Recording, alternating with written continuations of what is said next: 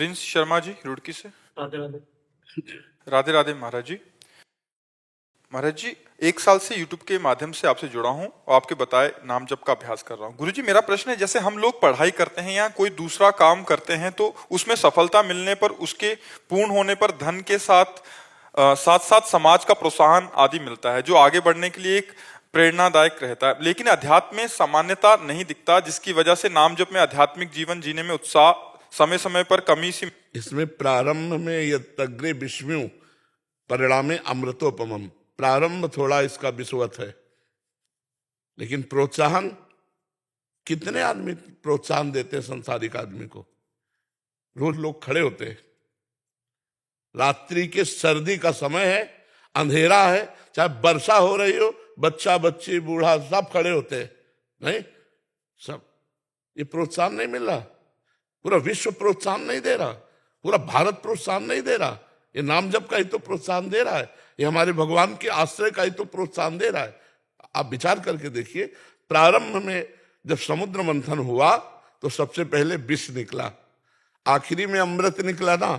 ये वो मार्ग है, प्रारंभ में थोड़ा विश्वत लगता है, आखिरी में जीवन भर गाथाएं उसकी गाई जाती हैं जो भगवान के नाम जप को करके और भगवान को प्राप्त हुआ है, चाहे कोई भी महापुरुष हो। है आप देखो, अपने देखो कितने संत हुए हैं जिनकी हम छवि पूजते हैं, जिनकी मूर्ति पूजते हैं, जिनकी याद करते हैं, जिनकी वाणी पूजते हैं, हम जिनके चरण पादुका पूजते हैं, चरण चिन्ह पूजते हैं। ये प्रोत्साहन नहीं, आज विश्व उनको नमन कर रहा है। तो बच्चा, प्रारंभ में थोड़ा ऐसा है कि चूंकि बहुत कीमती चीज देनी होती है, नाम जप करके परम पद प्राप्त करना, परमात्मा को प्राप्त करना, इसलिए उसको झकझोरा जाता है कि उसको ये लगे कि यार ये मार्ग बड़ा कठिन है, हम नहीं चल पाएंगे। और अगर संत संग मिला रहा तो उत्साह बढ़ता रहा, और अगर नाम जप चलता रहा तो फिर मंजिल हासिल कर लोगे।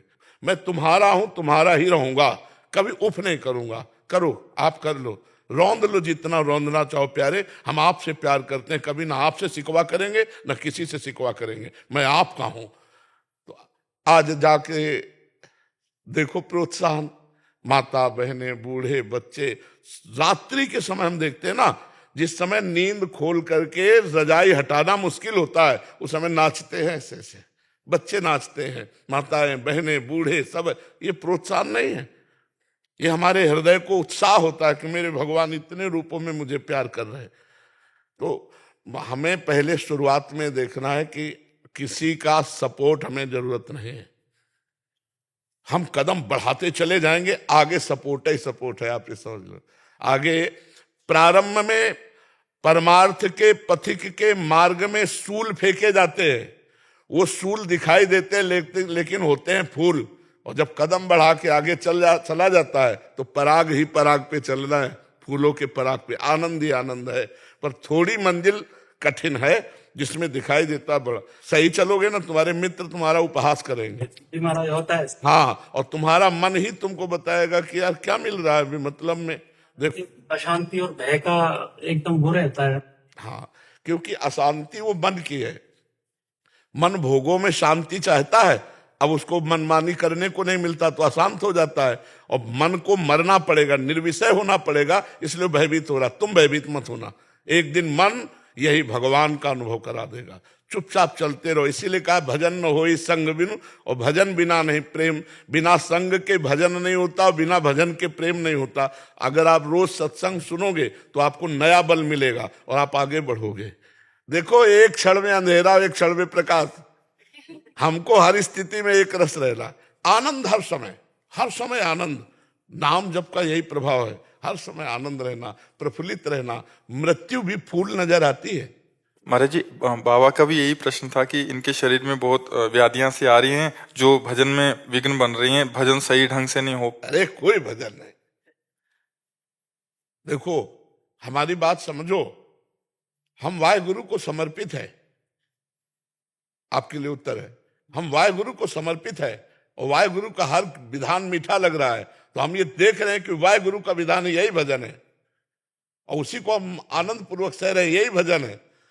हम बिके हुए उनको हैं, यही भजन है। हम गुरुवाणी को बिक चुके हैं, यही भजन है। अब हमारा अंदर भजन ना हो तो भी हम ठसक से बैठे हैं। जैसे राजकुमार को बिना किसी प्रयास के राजा पद निश्चित मिल जाता है, ऐसे ही वाहेगुरु को जो समर्पित है वो वाहेगुरु को ही प्राप्त होता है। भजन ना होने पर भी एक ठसक हो कि मैं वाहेगुरु का हूं, बस वाहेगुरु को प्राप्त हो जाए।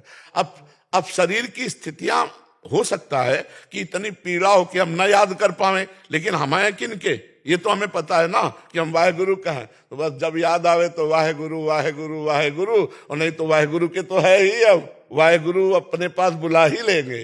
वो करुणामय है, हमारे साधन भजन को नहीं देखते, वो अपनी कृपा से हमको खींच लेंगे। समझ पा रहे हो जी? जी।